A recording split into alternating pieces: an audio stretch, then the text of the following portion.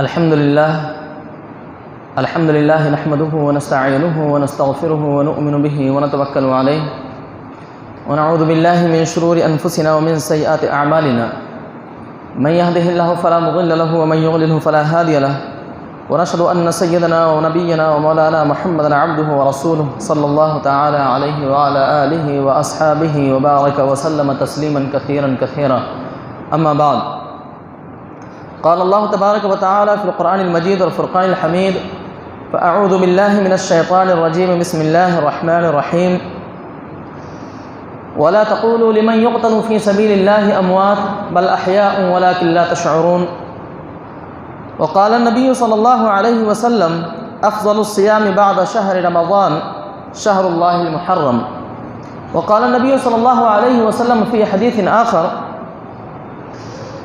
والذي نفسي بيده لوددت أن أقتل في سبيل الله ثم أحيا ثم أقتل ثم أحيا ثم أقتل ثم أحيا ثم أقتل. صدق الله العظيم وصدق رسوله النبي الكريم ونحن على ذلك لمن الشاهدين والشاكرين والحمد لله رب العالمين. محترم حضرات، میرے پیارے بزرگوں، نوجوان دوستوں، پیارے بچوں، السلام علیکم ورحمۃ اللہ وبرکاتہ. سب سے پہلے تو اللہ تعالیٰ کا بہت احسان، اس کا شکر ہے اس بات پر کہ اللہ تعالیٰ نے ہمیں اور آپ کو صاحب ایمان بنایا، ایمان کی دولت سے مالا مال کیا. اور دوسرا احسان اللہ رب العالمین کا یہ ہے کہ اللہ تعالیٰ نے ہمیں اور آپ کو پیارے نبی صلی اللہ علیہ وسلم کی امت میں پیدا فرمایا. اللہ تعالیٰ کا ایک بہت بڑا احسان ہے. اس امت میں پیدا ہونے کے لیے انبیاء علیہ السلام نے دعائیں کی ہیں، اور اللہ رب العالمین نے ہمیں بغیر دعا مانگے ہوئے اس امت کے اندر پیدا فرمایا ہے. اس بات سے اندازہ لگائیے کہ اس امت کے اندر پیدا ہونا کتنی بڑی فضیلت کی بات ہے اور شرف کی بات ہے. اور یہ امت ایسی ہے کہ قیامت کے دن اللہ رب العالمین نے اس کو امت وسط کا خطاب دیتے ہوئے کہا گیا کہ تم قیامت کے دن گواہ بنا کر کھڑے کیے جاؤ گے. سب سے پہلے یہی امت جنت کے اندر داخل ہوگی. اللہ کے نبی صلی اللہ علیہ وسلم اپنے امتیوں کی شفاعت فرمائیں گے. تو اس لحاظ سے دیکھا جائے تو بہت سارے فضائل اور مناقب ہیں اس امت میں پیدا ہونے کے. تو اس بات پر ہمیں اور آپ کا بار بار اللہ رب العالمین کا شکر بجا لانا چاہیے کہ اللہ تیرا بہت بڑا شکر ہے، پیارے نبی صلی اللہ علیہ وسلم کی امت میں پیدا فرمایا ہے. بس ہمیں اور آپ کو اس بات کی فکر کرنی چاہیے کہ نبی کریم صلی اللہ علیہ وسلم کے بتائے ہوئے طریقے کے مطابق ہم زندگی اس دنیا کے اندر بسر کریں. ہمارا کام یہ ہے کہ ہم نبی کریم صلی اللہ علیہ وسلم کے طرز زندگی کو اپنا طرز زندگی بنائیں. اللہ کے نبی صلی اللہ علیہ وسلم کے اسوے کو اپنا اسوہ بنائیں. اللہ کے نبی صلی اللہ علیہ وسلم نے جن باتوں سے منع کر دیا ان باتوں سے رک جائیں، جن باتوں کو کرنے کا حکم دیا اس کو کرنے لگ جائیں. یہ ہمارا اور آپ کا کام ہے. باقی اس امت کی جو فضیلت ہے، جو شرف ہے، وہ بالکل واضح ہے. بالکل اللہ رب العالمین نے قرآن میں اور نبی کریم صلی اللہ علیہ وسلم نے اپنی احادیث میں اس چیز کو بالکل واضح کر دیا ہے. پیارے بھائیوں، آئیے نبی کریم صلی اللہ علیہ وسلم کی ذات اقدس پر ایک بار عقیدت و محبت کے ساتھ درود کا نذرانہ پیش کریں. اللہم صلی علی محمد وعلی آل محمد کما صلیت علی ابراہیم وعلی آل ابراہیم انک حمید مجید. اللہم بارک علی محمد وعلی آل محمد کما بارکت علی ابراہیم وعلی آل ابراہیم انک حمید مجید. پیارے بھائیوں، جیسا کہ ہم اور آپ جانتے ہیں کہ اسلام کا جو مہینہ شروع ہوتا ہے وہ محرم سے شروع ہوتا ہے، اور اس کی انتہا ذوالحجہ کے مہینے پر ختم ہوتی ہے. یعنی یہ کل 12 مہینے ہیں جس کا ذکر اللہ رب العالمین نے قرآن مجید میں کیا ہے. اور یہ 12 مہینوں میں سے 4 مہینے ایسے ہیں جن کو اللہ رب العالمین نے حرمت کے مہینے قرار دیا ہے. اللہ رب العالمین نے ارشاد فرمایا: ان عدۃ الشہور عند اللہ 12 شہرا فی کتاب اللہ یوم خلق السماوات والارض منها 4 حرم ذلک الدین القیم فلا تظلموا فیہن انفسکم. کہ بے شک اللہ تعالیٰ کے یہاں مہینوں کی گنتی 12 مہینے ہیں. اللہ کی کتاب میں جس دن سے اللہ رب العالمین نے زمین اور آسمان کو پیدا کیے ہیں، گویا یہ 12 مہینے اسی وقت اللہ رب العالمین نے بنا دیے تھے، اسی وقت پیدا فرما دیے تھے جب اللہ رب العالمین نے زمین و آسمان کو پیدا فرمایا تھا. ان میں سے 4 مہینے عزت والے ہیں. نمبر 1 ذوالقعدہ، نمبر 2 ذوالحجہ، نمبر 3 محرم اور نمبر 4 رجب. یہ 4 مہینے حرمت کے مہینے ہیں، اور اس کا ذکر اللہ رب العالمین نے، اللہ کے نبی محمد رسول اللہ صلی اللہ علیہ وسلم نے اپنے حدیث میں کیا ہے۔ اب دیکھیں گے کہ اسلام کی آمد سے پہلے بھی اس ماہ مبارک یعنی محرم الحرام کی حیثیت اور مقام لوگوں کی نگاہ میں بہت تھی۔ لوگ اس مہینے میں روزے رکھا کرتے تھے، خصوصاً یوم عاشورہ کے دن کا روزہ مشہور و معروف تھا۔ اس مہینے میں خاص طور پر محرم کے مہینے میں اور ان 4 مہینے میں لوگ لڑائی جھگڑا اور دیگر ایسی چیزوں سے اجتناب کرتے تھے جس سے خون خرابہ ہو یا جس سے ان مہینوں کی حرمت پامال ہو، ایسی چیزوں سے لوگ کیا کرتے تھے؟ اجتناب کرتے تھے۔ حدیث میں نبی کریم صلی اللہ علیہ وسلم نے ارشاد فرمایا افضل الشہر بعد شہر رمضان شہر اللہ المحرم، کہ مہینوں میں سب سے افضل مہینہ رمضان کے بعد اگر کوئی مہینہ ہے تو محرم کا مہینہ ہے۔ اب آپ اس سے اندازہ لگائیے کہ محرم کا مہینہ نبی کریم صلی اللہ علیہ وسلم کی حدیث سے ثابت ہے کہ اس کی فضیلت اور اہمیت اللہ رب العالمین کے نزدیک بہت پہلے سے ہے، لہذا اس مہینے کو شہادت امام حسین سے جوڑنا یہ بہت ہی غلط بات ہے۔ جو لوگ سمجھتے ہیں کہ ماہ محرم کی عزت، اس کی حرمت، اس کی عظمت شہادت امام حسین کی وجہ سے ہے، تو یہ بہت ہی غلط بات ہے، یہ لوگوں کے ذہن خراب ہو گیا ہے۔ آپ جانتے ہیں کہ امام حسین رضی اللہ عنہ کی شہادت نبی کریم صلی اللہ علیہ وسلم کی وفات سے تقریباً 50 سال کے بعد ہوا ہے۔ ان کی وفات 50 سال کے بعد ہوئی ہے، اور نبی کریم صلی اللہ علیہ وسلم نے 50 سال پہلے یہ بات ارشاد فرماتی تھی کہ اللہ کے نزدیک محرم کے مہینے کی عظمت، اس کی فضیلت، اس کی اہمیت یہ رمضان مبارک کے مہینے سے زیادہ، رمضان مبارک کے مہینے کے بعد اسی کی اہمیت ہے محرم کی۔ اب آپ اس سے اندازہ لگائیے، تو محرم کے مہینے کو واقعہ کربلا سے جوڑنا اور یہ سمجھنا کہ اس مہینے کی عزت، اس کی حرمت، اس کی عظمت حضرت امام حسین رضی اللہ عنہ کے شہادت سے ہے، تو یہ چیز بالکل غلط فہمی ہے اور لوگ غلط فہمی کا شکار ہیں۔ اسی طرح سے آپ دیکھیں گے کہ جو لوگ یہ کہتے ہیں کہ بھائی محرم کے مہینے میں امام حسین کی شہادت ہوئی اور اسی شہادت کی بنیاد پر اس مہینے کی عظمت اور حرمت ہے، تو اس کا مطلب یہ ہوا کہ اللہ کے نبی صلی اللہ علیہ وسلم نے جو بات ارشاد فرمائی کہ اللہ رب العالمین کے نزدیک رمضان مبارک کے مہینے کے بعد اگر کوئی مہینہ سب سے زیادہ محترم ہے تو وہ کون سا مہینہ ہے؟ محرم کا مہینہ ہے۔ تو اللہ کے نبی صلی اللہ علیہ وسلم کی بات گویا جھوٹی ہوئی، اور اللہ کے نبی صلی اللہ علیہ وسلم نے جو بات ارشاد فرمائی ہے یہ اس وقت ارشاد فرمائی ہے جبکہ قرآن مجید نے بات اس کے بعد ارشاد فرمائی تھی الیوم اکملت لکم دینکم واتممت علیکم نعمتی ورضیت لکم الاسلام دینا، کہ آج ہم نے تمہارے لیے تمہارے دین کو مکمل کر دیا ہے اور دین اسلام پر تم سے راضی ہو گیا ہوں، یعنی میری رضا کا پروانہ دین اسلام پر ہے۔ جو لوگ دین اسلام قبول کریں گے، ایمان لائیں گے، مسلمان بنیں گے، اسلامی زندگی بسر کریں گے، ایسے لوگوں سے میں راضی رہوں گا۔ تو آپ دیکھو کہ دین اسلام کو اللہ نے پسند فرمایا ہے، اور اللہ کے نبی صلی اللہ علیہ وسلم نے اپنی حیات میں ہی یہ بات ارشاد فرما دی تھی کہ محرم کا مہینہ اللہ کے نزدیک محترم ہے، عظمت والا ہے رمضان المبارک کے مہینے کے بعد، لہذا اس کو واقعی کربلا سے جوڑنا، شہادت امام حسین سے جوڑنا، یہ چیز بالکل غلط بات ہے۔ اب آپ دیکھیں گے اگر کسی عظیم آدمی یا کسی بڑی شخصیت کی وفات یا شہادت کسی مہینے کی اس کی عظمت اور اس کی حرمت میں اضافہ کرتی تو حضرت امام حسین رضی اللہ عنہ سے بدرجہ اولا ایسے لوگ وفات پا چکے ہیں جن کی وفات پر یا جن کی شہادت پر بدرجہ اولا وہ امور انجام دیے جاتے جو امام حسین رضی اللہ عنہ کی شہادت پر انجام دیے جاتے ہیں۔ آپ جانتے ہیں کہ یکم محرم کے دن ہی حضرت عمر فاروق رضی اللہ عنہ کی شہادت ہوئی، حضرت علی رضی اللہ عنہ کی شہادت ہوئی جب وہ نماز کے لیے جا رہے تھے فجر کی، حضرت عثمان غنی رضی اللہ عنہ کی شہادت ہوئی۔ اب آپ دیکھو یہ تینوں خلفائے راشدین ہیں، یہ تینوں خلفائے راشدین ہیں، اور ان کا مقام اور مرتبہ امام حسین رضی اللہ عنہ سے زیادہ ہے۔ یہ خلفائے راشدین کا مقام اور مرتبہ امام حسین رضی اللہ عنہ سے زیادہ ہے۔ حضرت ابو بکر صدیق رضی اللہ عنہ، حضرت ابو بکر، حضرت عمر رضی اللہ عنہ، حضرت عثمان غنی رضی اللہ عنہ، حضرت علی رضی اللہ عنہ، یہ سب بدرجہ اولا درجہ بدرجہ ایک دوسرے سے فضیلت رکھتے ہیں۔ حضرت علی رضی اللہ عنہ سے بڑھ کر حضرت عثمان رضی اللہ عنہ کی فضیلت ہے، حضرت عثمان رضی اللہ عنہ سے بڑھ کر فضیلت حضرت عمر فاروق رضی اللہ عنہ کی ہے، حضرت عمر فاروق رضی اللہ عنہ سے بڑھ کر فضیلت حضرت ابوبکر صدیق رضی اللہ عنہ کی فضیلت ہے۔ نبی کریم صلی اللہ علیہ وسلم کی وفات ہوئی، حضرت امام حسین رضی اللہ عنہ کے نانا جان ہیں، ان کی وفات پر تو کوئی ماتم نہیں، کوئی غم نہیں، کوئی سوگ نہیں، کوئی کھانا، کوئی کھچڑا نہیں۔ امام حسین رضی اللہ عنہ کی شہادت پر ایسا کیوں؟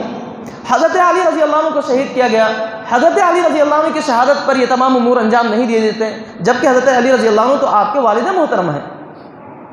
تو آپ اندازہ لگائیے کہ یہ جو چیزیں لوگوں میں رواج پا گئی ہیں کہ محرم کے دن کو خاص طور پر یوم عاشورہ کے دن کچھ مخصوص لباس پہننا، غسل کرنا، سرما لگانا، یا اسی طرح سے کھچڑا بنانا، یا غریبوں میں کچھ چیزیں کھانے پینے کی چیزیں تقسیم کرنا، یہ چیزیں ثابت نہیں ہیں۔ اچھا، ان چیزوں کو اگر ہم دیکھیں گے تو آپ کو اندازہ ہوگا کہ امام زین العابدین، آپ جانتے ہیں امام زین العابدین رحمہ اللہ کون تھے؟ یہ حضرت امام حسین رضی اللہ عنہ کے صاحبزادے تھے۔ ان کو آپ جانتے ہیں کوفیوں نے ان کو شہید نہیں کیا تھا، یہ اس وقت بہت بیمار تھے۔ امام زین العابدین بہت زیادہ بیمار تھے، بہت کمزور تھے، تو یہ بچ گئے تھے۔ ان کی وفات کے بعد تقریباً حضرت امام حسین رضی اللہ عنہ کی شہادت کے بعد تقریباً 40 سال تک زندہ رہے۔ کتنے سال تک زندہ رہے؟ 40 سال تک زندہ رہے، لیکن ان 40 سالوں میں نہ انہوں نے کبھی ماتم منایا، نہ انہوں نے کبھی سوگ منایا، نہ انہوں نے کبھی حضرت امام حسین رضی اللہ عنہ کی وفات کا تذکرہ کر کے بیان کیے، ضربیں لگائیں، یا کچھ ایسے امور انجام دیے کہ جس سے پتہ چلے کہ بھائی یہ واقعی امام حسین رضی اللہ عنہ کی شہادت کا غم ان کے اندر ہے۔ اب آپ اندازہ لگائیے کہ کیا امام زین العابدین رضی اللہ عنہ سے زیادہ تکلیف ہم کو ہے؟ بھائی ان کے والد کا انتقال ہوا، ان کے والد کو شہید کیا گیا ہے، وہ کوئی ایسا خلاف سنت کام نہیں کر رہے ہیں جس سے اللہ کے نبی صلی اللہ علیہ وسلم نے منع کیا ہے، تو ہم اور آپ حضرت امام حسین رضی اللہ عنہ کی محبت میں وہ کام کیوں انجام دیتے ہیں جس سے شریعت نے منع کیا ہے؟ لہذا ایسے امور سے بچنا چاہیے۔ ہمیں اور آپ کو چاہیے کہ ہم اور آپ وہ کام کریں جو اللہ رب العالمین کی رضا جس سے حاصل ہو۔ جیسے مثال کے طور پر عاشورہ کے دن کا روزہ ہے، جو چیزیں ہمیں ملتی ہیں احادیث سے، وہ چیز یہ ہے کہ بھائی عاشورہ کے دن روزہ رکھا جائے۔ عاشورہ کے دن کھچڑا بنانے کا حکم نہیں ہے، عاشورہ کے دن سبیل لگانے کا حکم نہیں ہے، عاشورہ کے دن کچھ مخصوص کھانا بنا کر کے اور اس کو تقسیم کرنے کا حکم نہیں ہے۔ اس لیے کہ آپ جانتے ہیں اگر کوئی یہ سوچے کہ بھائی ہم حضرت امام حسین رضی اللہ عنہ کی روح کو ایصال ثواب کرتے ہیں، صدقہ کرتے ہیں، تو بھائی شریعت کے اندر کوئی مخصوص دن صدقہ کرنے کے لیے خاص نہیں ہے، صدقہ کبھی بھی کیا جا سکتا ہے۔ یہ کیا بات ہوئی کہ حضرت امام حسین رضی اللہ عنہ کی شہادت کے دن ہی ان کی روح کو صدقہ پہنچایا جائے؟ یہ کیسی محبت ہے آپ کی؟ آپ کبھی بھی کیجئے نا، ان کی روح کو صدقہ پہنچائیے، ایصال ثواب کیجئے، ان کے نام پہ کنویں کھدوائیے، ان کے نام پر کسی غریب کو کھانا کھلائیے، ان کے نام پر مسجد تعمیر کرا دیجئے، ان کے نام پر کوئی ایسا کام انجام دیجئے جو ان کے لیے باعث اجر و ثواب بن جائے۔ تو شریعت کے اندر کوئی خاص دن مقرر نہیں ہے کہ اسی دن صدقہ کیا جائے گا، اسی دن نفل پڑھی جائیں گی، اسی دن اگر ہم یہ دینی کوئی عبادت انجام دیں گے تو جا کر کے اللہ کے ہاں قبول ہوگا۔ یہ چیزیں بالکل غلط ہے، شریعت اس بات کی مکلف نہیں ہے۔ ہمیں صدقہ کرنا ہے کسی دن بھی کر سکتے ہیں، ہمیں نفلی روزہ رکھنا ہے کسی دن بھی روزہ رکھ سکتے ہیں، ہمیں کسی کو ایصال ثواب پہنچانا ہے کسی دن بھی ایصال ثواب پہنچا سکتے ہیں۔ اور مخصوص کرنا، یہی تو دین کے اندر بدعت ہے۔ دین کے اندر جو بدعات ہیں، جو خرافات لوگوں نے ایجاد کی ہے، وہ یہی کہ ایک خاص دن کو مخصوص کر لیا گیا اس کے لیے، جیسے عاشورہ کے دن کو مخصوص کر لیا گیا، اور اس دن کو خاص طور پر لوگ تعزیہ بناتے ہیں، لوگ کھچڑا پکاتے ہیں، لوگ جلوس نکالتے ہیں، اور لوگ ماتم بناتے ہیں۔ عورتیں گھروں میں روتی ہیں، بین کرتی ہیں، اپنے سروں کو پیٹتی ہیں، اور رو رو کر کے اپنے آنسوں سے اپنے چہروں کو تر کر لیتی ہیں۔ بعض گھروں میں تو خواتین اکٹھے ہو کر پورا شجرہ پڑھتی ہیں، اور شجرہ پڑھنے کے بعد بہت غم کے ساتھ اور اپنی تکلیف کا اظہار کرتے ہیں، اور روتی اور بلبلاتی ہیں۔ تو یہ تمام کی تمام چیزیں شریعت کے بالکل خلاف ہیں۔ ماتم کرنا، سوگ منانا، یہ چیزیں اسلام میں جائز ہی نہیں ہیں، بالکل حرام ہیں۔ سوگ منانا تو شریعت میں بالکل جائز نہیں ہے، سوگ منانا تو شریعت کے اندر جائز نہیں ہے، سوائے اس عورت کے جو طلاق بائنہ ہو، یا ایسی عورت کے جس کا شوہر فوت ہو گیا ہو، یا ایسے گھرانے یا ایسے لوگ جن کے قریبی رشتہ داروں کا انتقال ہو گیا ہو۔ یہ 3 ایسے مواقع ہیں جہاں پر سوگ منایا جا سکتا ہے۔ باقی اور کوئی لمحہ یا کوئی اور دن مخصوص نہیں ہے شریعت کے اندر کہ جب آدمی سوگ منائے. بات سمجھ رہے؟ یعنی ایسی عورت جس کو طلاق بائنہ ہو گیا ہو تو وہ سوگ منا سکتی ہے. ایسی عورت جس کے شوہر کا انتقال ہو گیا ہو تو وہ سوگ منا سکتی ہے. کسی کا بڑا قریبی رشتہ دار ہے، باپ کا انتقال ہو گیا، بھائی کا انتقال ہو گیا، ماں کا انتقال ہو گیا، بہن کا انتقال ہو گیا، تو ایسی صورت میں شریعت نے کہا کہ بھائی 3 دن تک سوگ منا لے، اس کے بعد بھی سوگ منانے کی اجازت نہیں ہے.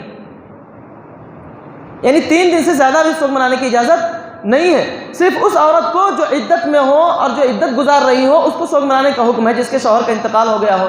اور سوگ منانا کیا ہے کہ بھائی خوشبو نہیں لگائے گی، مہندی نہیں لگائے گی، کوئی رنگ برنگے کپڑے نہیں پہنے گی، کوئی ایسی چیزیں زیب و زینت کی چیزیں نہیں استعمال کرے گی جس سے پتہ چلے کہ وہ اس وقت سوگ میں ہے یا عدت گزار رہی ہے نا.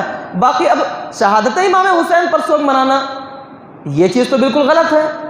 میں نے آپ کو بتایا امام زین العابدین 40 سال تک زندہ رہے لیکن کبھی انہوں نے سوگ نہیں منایا، کبھی انہوں نے اس طرح کا کوئی عمل نہیں کیا، کوئی تعزیہ نہیں بنایا انہوں نے، کوئی کھجڑا نہیں بنایا انہوں نے، کوئی ماتم نہیں کیا انہوں نے. تو ان کے بیٹے ہونے کے باوجود وہ یہ امور انجام نہیں دے رہے، تو ہم کون ہوتے ہیں؟ ہماری کیا مجال، ہماری کیا حیثیت؟ کیا ان سے زیادہ ہمیں محبت ہے؟ حضرت زین العابدین سے زیادہ ہمیں محبت ہو گئی امام حسین سے؟ ظاہر سی بات ہے امام زین العابدین کو اپنے باپ سے زیادہ محبت تھی، لیکن وہ کوئی ایسے خلاف واقعہ یا خلاف شریعت کام نہیں کرنا چاہتے تھے جس سے ان کو نبی کریم صلی اللہ علیہ وسلم کے سامنے رسوا ہونا پڑے، جن کو قیامت کے دن اللہ رب العالمین کے سامنے رسوا ہونا پڑے، جواب دہ ہونا پڑے. اس لیے کہ وہ شریعت کو سمجھتے تھے، وہ جانتے تھے کہ یہ چیزیں کیا ہیں، لغویات ہیں، فضول ہیں، اور یہ چیزیں دین کے اندر نئی نئی باتیں نکالنا ہے. لہذا وہ ان چیزوں سے اجتناب کرتے تھے. 40 سال تک انہوں نے کوئی ایسا کام انجام نہیں دیا. لہذا مسلمانوں کے لیے سب سے بہترین طرز عمل یہی ہے کہ وہی امور انجام دے جو اللہ اور اس کے رسول سے ہمیں ملی ہے. صحابہ کرام رضوان اللہ علیہم اجمعین کی زندگیوں میں آپ دیکھ لو کہ انہوں نے بھی کوئی ایسا کام انجام نہیں دیا کہ جس سے پتہ چلے کہ بھائی ماتم منانا جائز ہے، سوگ منانا جائز ہے، یا کسی کے شہادت پر یا کسی کے فوت وفات پر تعزیہ داری کرنا جائز ہے. یہ چیزیں بالکل غلط ہیں. ان چیزوں سے اجتناب کرنا ایک مسلمان کے لیے بہت ضروری ہے. اور اگر کہیں خدا نخواستہ کوئی مسلمان اس طرح کر رہا ہے یا اس کے گھر میں یہ کام انجام دیے جا رہے ہیں تو اس کا مطلب یہ ہے کہ اس کا ایمان خطرے میں ہے، اس کا ایمان خطرے میں ہے. اس کو اپنے ایمان کی فکر کرنی چاہیے. اور خاص طور پر آج کے دن یوم عاشورہ کے دن ہم جو کام انجام دیں گے وہ میں بتاتا ہوں کہ آپ کو کرنا کیا ہے. آج کے دن روزہ رکھنا تھا. اب آپ بتائیے کہ اس میں سے کتنے لوگ روزہ ہیں؟ ہاتھ اٹھائیے کتنے لوگ روزہ ہیں. 1 2 3 4 2 بچے ہیں. اب آپ اندازہ لگائیے. اللہ کے نبی صلی اللہ علیہ وسلم کی حدیث میں آتا ہے کہ اللہ کے نبی صلی اللہ علیہ وسلم نے ارشاد فرمایا کہ محرم کے دن کا روزہ رکھنا اس بات کی توقع ہے کہ اللہ تعالیٰ اس کے پچھلے سال کا گناہ معاف فرما دے گا، اس کے 1 سال کا گناہ اللہ معاف فرمائے گا. یہ اس کی فضیلت ہے. حکم دیا گیا ہے، اللہ کے نبی صلی اللہ علیہ وسلم نے باقاعدہ حکم دیا ہے. حضرت عائشہ رضی اللہ عنہ کی روایت میں آتا ہے کہ نبی کریم صلی اللہ علیہ وسلم ہجرت مدینہ سے پہلے جب مکے کے اندر تھے تو روزہ رکھا کرتے تھے، اور جب ہجرت کر کے مدینہ پہنچے تو وہاں پر جب جا کر کے دیکھا تو لوگوں نے روزہ رکھا ہے. خود بھی روزہ رکھتے تھے اور صحابہ کرام کو بھی روزہ رکھنے کی تاکید کرتے تھے. یہاں تک کہ جب آپ کو معلوم ہوا کہ یہودی بھی روزہ رکھتے ہیں تو پوچھا کہ بھائی تم لوگ روزہ کیوں رکھتے ہو؟ تو انہوں نے کہا کہ یہ ایسا دن ہے کہ اس دن اللہ تعالیٰ نے حضرت موسیٰ علیہ السلام کو عزت بخشی، فرعون کے ظلم و ستم سے نجات دیا اور فرعون کو غرقاب کیا، اس کو صفحہ ہستے سے مٹا دیا.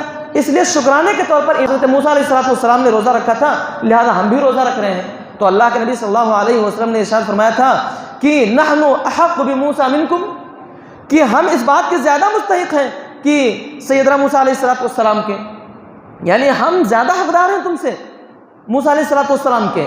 یا یہ کہا تھا کہ نحن اولا بموسیٰ منکم، کہ ہم سیدنا موسیٰ علیہ السلام کے تم سے زیادہ قریب ہیں. تو آپ دیکھیے کہ عاشورہ کے دن روزہ رکھنا زیادہ اہمیت کی بات ہے. آج کے دن روزہ رکھنا یہ زیادہ اہمیت کی بات ہے. ہونا تو یہ چاہیے تھے کہ آج ہم روزہ رکھتے، آج ہم عبادتیں کرتے، آج ہم نفل نمازیں پڑھتے، تو آج کے دن ہم یہ کام نہیں کریں گے. لیکن جو چیزیں لوگ خلاف شریعت کرتے ہیں اس کو ضرور کریں گے. سوچتے ہیں کہ اس سے امام حسین خوش ہو جائیں گے، ان کی روح خوش ہو جائے گی. ارے میرے پیارے بھائیوں، تعزیہ رکھنے سے، ماتم منانے سے یا اسی طرح سے سر پیٹنے سے یا کھچڑا بنانے سے امام حسین کی روح کو خوشی نہیں ملے گی۔ ہاں اگر ہم آج کے دن روزہ رکھتے، اگر آج کے دن نفل پڑھتے، آج کے دن ہم قرآن پڑھ کے ان کے روح کو ایصال ثواب کر دیتے، آج کے دن ہم اگر کوئی نیک کام کر کے ان کی طرف منسوخ کر دیتے تو ان کی روح کو خوشی ہوتی، ان کی روح کو اس چیز کا فائدہ بھی پہنچتا۔ لیکن وہ کام جس کی شریعت میں گنجائش نہیں ہے، اس کو کرنے سے ان کی روح کو کیا فائدہ پہنچے گا؟ الٹا قیامت کے دن وہ مقدمہ چل جائے گا، ہمارے اوپر مقدمہ چل جائے گا۔ ہم قیامت کے دن اللہ کے حضور کھڑے ہوں گے، امام حسین بھی کھڑے ہوں گے، وہ کہیں گے کہ مولا ان لوگوں نے میری شہادت کے اوپر نہ جانے کیا کیا کر ڈالا، کبھی کھچڑا بنائے، کبھی ماتم بنائے، کبھی تعزیہ داری کیے، کبھی نوحہ خوانی کرتے رہے، کبھی سرکوبی کرتے رہے اور نہ جانے کیا کیا کرتے رہے۔ تو یہ چیزیں تو مقدمہ دائیں ہوں گے نا۔ تو اس لیے میرے پیارے بھائیوں، عاشورہ کے دن کا روزہ زیادہ اہمیت رکھتا ہے، نہ کہ کھچڑا بنانا، نہ کہ تعزیہ داری کرنا، نہ کہ ماتم کرنا، نہ کہ وہ امور انجام دینا جس سے شریعت نے منع کیا ہے۔ لہذا آج کے دن اگر کسی کے گھر میں کھچڑا بنانے کی امید چل رہی ہے، یا گھروں میں خواتین سوچ رہی ہوں گی کہ کھچڑا بنائیں گے، تو مت بنائیے۔ ہاں ایک دوسرا کام ہم کر سکتے ہیں، اور وہ دوسرا کام کیا ہے کہ آج کے دن ہم اپنے اہل و عیال پر دسترخوان کو فراخ کریں۔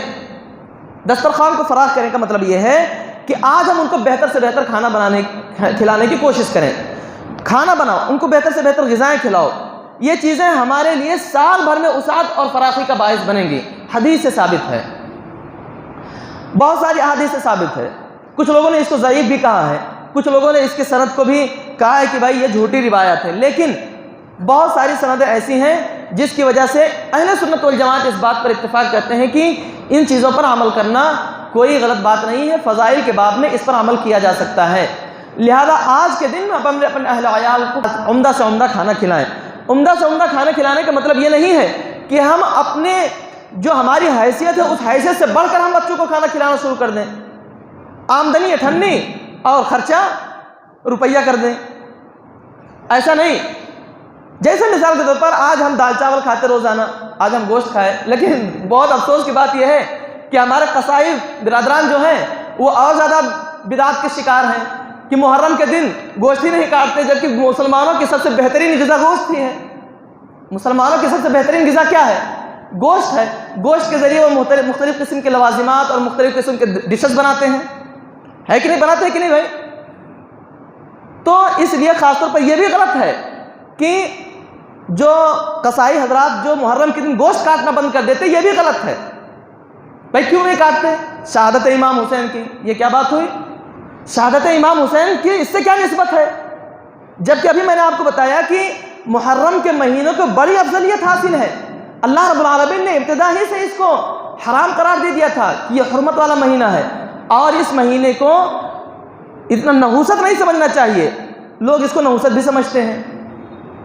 تو اس لیے خاص طور پر آج کے دن ہم کیا کریں؟ دوسرا کام، ایک تو ہمارا کام تو جو ہم نے چھوڑ دیا روزہ رکھنے کا معاملہ، تو اس میں سے اکثریت نے اس کو چھوڑ دیا۔ اب ایک چیز باقی ہے، کھانے پینے کا معاملہ، تو اس میں تو تھوڑا سا اس کو کر سکتے ہیں۔ لہذا آج اپنے اہل و عیال کو عمدہ سے عمدہ کھانا کھلانے کی کوشش کریں۔ اب اس میں کھچڑا بھی اگر کوئی بنا لے تو صرف کھچڑا نہ بنائے، کیونکہ یہودیوں سے نسبت ہو جائے گی۔ لہذا اگر کوئی کھچڑا بنا بھی لے تو نیت یہ نہیں ہونی چاہیے کہ امام حسین رضی اللہ عنہ کی شہادت کی وجہ سے ہم کھچڑ بنا رہے ہیں، بلکہ اگر اس نے بنا بھی لیا ہے یا بنا رہا ہے تو اس کے ساتھ ساتھ دیگر لوازمات بھی بنائے تاکہ ان سے مشابہت نہ ہو۔ سمجھ رہے بات کو؟ تو آج کے دن ہم اپنے اہل و عیال پر پھل ہے، فروٹ ہے، اسی طرح سے دیگر جو چیزیں ہیں، اچھی چیزیں ہیں، کھلائیں پلائیں۔ یہ چیزیں انشاءاللہ اس امید پر کھلائیں کہ بھائی اگر کھلائے، جانچنے کی نیت سے نہیں کہ لوگ کھلا کے دیکھیں سال بھر میں میرے رزق میں برکت ہوتی کہ نہیں ہوتی ہے، جانچنے کے لیے، پرکھنے کے لیے نہیں، بلکہ حدیث میں ہے اس نیت سے کہ اللہ کے نبی صلی اللہ علیہ وسلم کی حدیث میں آتا ہے کہ اگر تم روزی کو فراخ کریں گے، اپنے اہل و عیال کے لیے رزق کو کشادہ کریں گے، تو سال بھر تمہارے لیے اللہ تعالیٰ رزق کو کشادہ کرے گا۔ تو اس نیت سے کرو، اللہ نے چاہا تو انشاءاللہ اس پر آپ کو اجر و ثواب بھی ملے گا، اور آپ کے جو خرچ ہم کر رہے ہیں اپنے اہل و عیال پر، انشاءاللہ اس کی برکت سے سال بھر ہمارے لیے مسائل اور پریشانیاں نہیں آئیں گی، اور ہمارے اولاد پر رزق کیا ہوگا؟ کشادہ ہوگا۔ بہت سارے لوگوں نے اس چیز کو آزمایا ہے اور کہا کہ بھائی ہم نے اس نیت سے تو نہیں، لیکن یہ ہے کہ ہم نے اس چیز کو آزمایا ہے کہ ہم نے جب اپنے اہل و عیال پر، اپنے اولاد پر رزق کو کشادہ کیا تو اللہ تعالیٰ نے پورے سال بھر ہمارے لیے کیا کیا؟ تنگی کو دور کر دیا۔ تو اس لیے آج ایک کام یہ کر سکتے ہیں، میں نے آپ کو بتایا کہ اس دن کو لوگ نحوست سمجھتے، جیسے اس سال میں خاص طور پر اس مہینے میں محرم کے مہینے میں شادی بیاہ نہیں کرتے، یہ بہت بڑا المیہ ہے مسلمانوں کا، جبکہ حضرت امام حسین رضی اللہ عنہ کی والدہ محترمہ فاطمہ رضی اللہ عنہ کا نکاح محرم کے مہینے میں ہوا۔ اب سوچو آپ کہ حضرت امام حسین رضی اللہ عنہ کی والدہ یعنی حضرت فاطمہ رضی اللہ عنہ کا جو نکاح ہوا وہ کب ہوا؟ کس دن ہوا بھائیوں؟ محرم کے دن ہوا۔ تو اگر اتنا ہی نحوست والا مہینہ یہ ہوتا اور اتنے ہی خراب دن ہوتا تو اللہ کے نبی صلی اللہ علیہ وسلم اپنی بیٹی حضرت فاطمہ رضی اللہ عنہ کا نکاح محرم کے مہینے میں کیوں کرتے بھائی؟ سوال اٹھتا ہے کہ نہیں؟ بات سمجھ میں آ رہی ہے؟ لہذا اس مہینے کو نحوست والا مہینہ مت سمجھیے، بلکہ اس مہینے کو فضیلت والا مہینہ سمجھیے، بزرگی والا مہینہ سمجھیے۔ اللہ تعالیٰ اس مہینے میں روزی کو کشادہ کر دیتا ہے، اللہ تعالیٰ اس مہینے کی فضیلت اور برکت سے انسانوں کے مسائل اور پریشانیاں دور کر دیتا ہے۔ اس لیے اس مہینے میں شادی بیاہ نہ کرنا یہ معیوب بات ہے، بلکہ ایک قسم کی بدعت اور خرافات ہے۔ لہذا اس مہینے میں ہونا تو یہ چاہیے کہ شادی بیاہ ہونی چاہیے، اگر موقع ہے تو شادی بیاہ کرنا چاہیے، پیغامات بھیجنے چاہیے، نکاح کرنے چاہیے، اس لیے کہ مبارک مہینہ ہے، بابرکت مہینہ ہے۔ اللہ کے نبی صلی اللہ علیہ وسلم کی حدیث میں نے آپ کو سنایا کہ اللہ کے نبی صلی اللہ علیہ وسلم نے ارشاد فرمایا کہ رمضان المبارک کے بعد اگر کوئی مہینہ اللہ کے نزدیک سب سے زیادہ محترم ہے تو وہ کون سا مہینہ ہے؟ محرم کا مہینہ ہے۔ اب محرم کا مہینہ اللہ رب العالمین کہہ رہا ہے کہ محترم ہے، نبی کریم صلی اللہ علیہ وسلم محترم کہتے ہیں اور ہم اس کو نحوست سمجھتے ہیں، اس میں شادی بیاہ نہیں کرتے، اس میں جھاڑو نہیں لگاتے، اس میں بہت ساری خواتین بہت سارے الٹے سیدھے حرکات و سکنات کرتی ہیں۔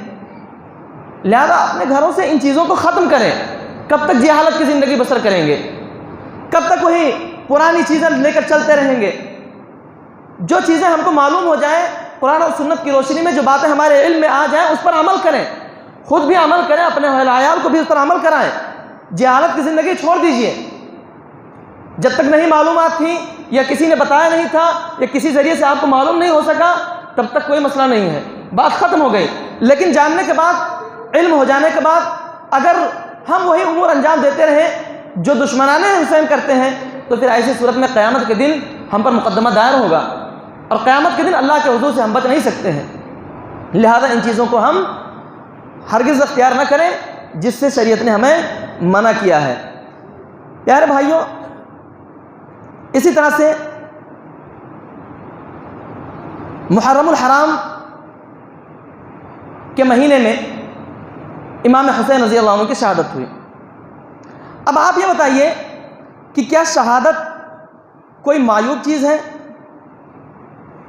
شہادت یہ کوئی ایسی چیز ہے جس پر ماتم کیا جائے، جس پر سوگ منایا جائے، جس پر غم کا اظہار کیا جائے، یا جس پر سینہ کوبی کی جائے، یا اپنے پیٹھوں کو چھلنی کیا جائے تیز دھار آلوں سے؟ ہم کو پتہ چلتا ہے کہ شہادت کی تمنا اللہ کے نبی صلی اللہ علیہ وسلم نے کی، شہادت کی تمنا حضرت عمر فاروق رضی اللہ عنہ نے کیا، شہادت کی تمنا حضرت خالد بن ولید رضی اللہ عنہ نے کی، بلکہ شہادت کے بارے میں نبی کریم صلی اللہ علیہ وسلم کی یہ حدیث منقول ہے۔ اللہ کے نبی صلی اللہ علیہ وسلم نے ارشاد فرمایا والذی نفسی بیدی، کہ اس ذات کی قسم جس کے قبضے میں میری جان ہے، لوددت، میں چاہتا ہوں، میں پسند کرتا ہوں، ان اقتل فی سبیل اللہ، کہ میں اللہ کے راستے میں شہید کیا جاؤں، ثم احیا ثم اقتل، پھر زندہ کیا جاؤں پھر شہید کیا جاؤں، ثم احیا ثم اقتل، پھر زندہ کیا جاؤں پھر شہید کیا جاؤں، ثم احیا ثم اقتل، پھر زندہ کیا جاؤں پھر شہید کیا جاؤں۔ اب آپ دیکھیے کہ شہادت کتنا بڑا مقام اور مرتبہ ہے، شہادت کتنی عظمت والی چیز ہے، کتنی بزرگی والی چیز ہے کہ شہادت کے بارے میں، شہیدوں کے بارے میں اللہ نے کہا وَلَا تَقُولُوا لِمَنْ يُقْتَلُ فِي سَبِيلِ اللَّهِ أَمْوَاتٌ، کہ وہ لوگ جو اللہ کے راستے میں شہید ہو جائیں ان کو مردہ نہ کہو، بل احیاء ولیکن لا تشعرون، بلکہ وہ زندہ ہیں لیکن تمہیں اس کا شعور نہیں ہے۔ اب آپ دیکھیں کہ اللہ رب العالمین تو شہیدوں کی تعریف کر رہا ہے، اللہ رب العالمین شہیدوں کے بارے میں فرماتا ہے کہ شہید زندہ ہے مردہ نہیں ہے، تم اپنی زبان سے بھی ان کو مردہ مت کہو، ان کی زندگی کا تمہیں شعور نہیں ہے۔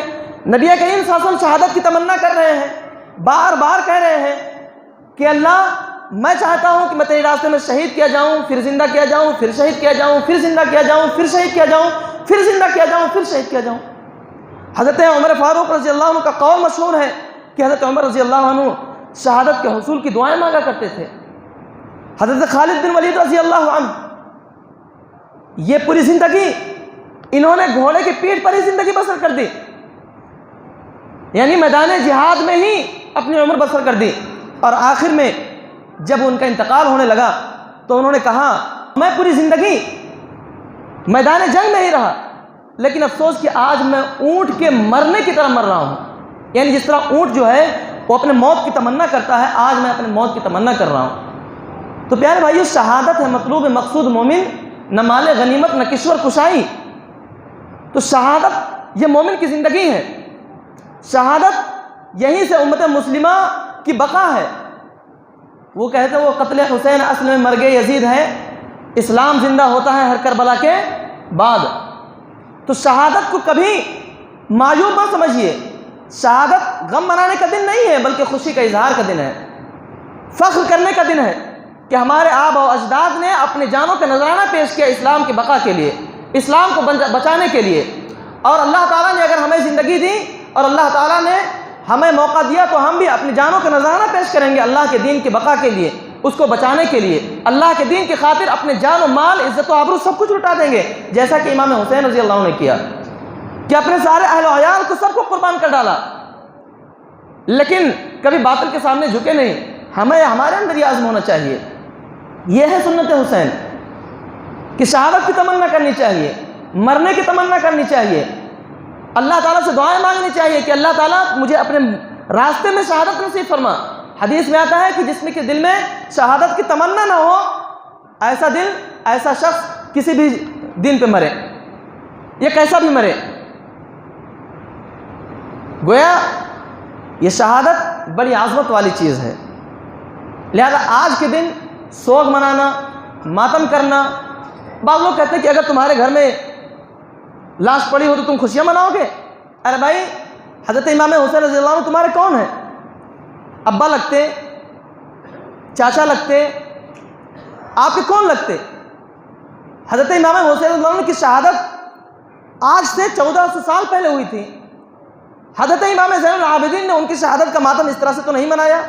جب انہوں نے نہیں منایا، جو ان کے اتنے قریب تھے، ان کے بیٹے تھے، تو ہم کون ہوتے ہیں؟ ہاں، اگر آج کے دن ہمارے گھر میں کسی کا انتقال ہو جائے، میرے باپ کا انتقال ہو گیا آج ہی کے دن،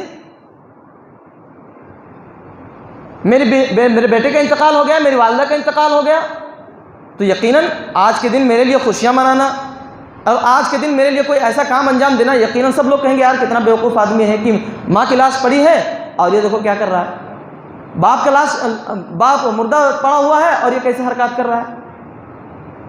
تو اگر خاص طور پر یوم عاشورہ کے دن ہی اگر کسی کے گھر میں کچھ ایسا مسئلہ آ جائے، کوئی غم کا مسئلہ آ جائے، تو یقیناً اس کے لیے اجازت ہے کہ وہ غم کرے، سوگ منائے۔ لیکن امام حسین رضی اللہ عنہ کی وفات اور شہادت کو لے کر کے آج ہم اور آپ یہ کریں، اس کو اسلام نے پسند نہیں کیا ہے، اس کو جائز نہیں قرار دیا گیا ہے۔ لہذا ہم اور آپ کو چاہیے کہ ان باتوں سے اجتناب کریں، ان باتوں سے بچیں، اور جو میں نے آپ کو بتایا ہے ان کام کو انجام دینے کی کوشش کریں۔ جیسے عاشورہ کے دن کا روزہ رکھیں، اپنے اہل و عیال پر دسترخوان کو کشادہ کریں، اور آج کے دن ہم نفل وغیرہ کا اہتمام کریں، قرآن وغیرہ کا اہتمام کریں، پڑھیں، اور اس کے بعد حضرت امام حسین رضی اللہ عنہ کے روح مبارک کو ثواب بخشیں، کوئی مسئلہ نہیں ہے۔ لیکن آج کے دن وہ کام انجام دینا جو خاص طور پر مخصوص کیا جاتا ہے امام حسین رضی اللہ عنہ کی شہادت سے، جیسے کہ کھچڑا بنانا، جیسے کہ نوحہ کرنا، ماتم کرنا، تعزیہ داری کرنا، یا کوئی ایسا کام کرنا جس سے شریعت نے منع کیا ہے، یہ ہمارے اور آپ کے لیے جائز نہیں ہے۔ تو اللہ تعالیٰ سے دعا ہے کہ اللہ تعالیٰ ہم اور آپ کو پیارے نبی صلی اللہ علیہ وسلم کے اسوے کے مطابق زندگی بسر کرنے کی توفیق عطا فرمائے۔ آمین۔ السلام علیکم ورحمۃ اللہ وبرکاتہ۔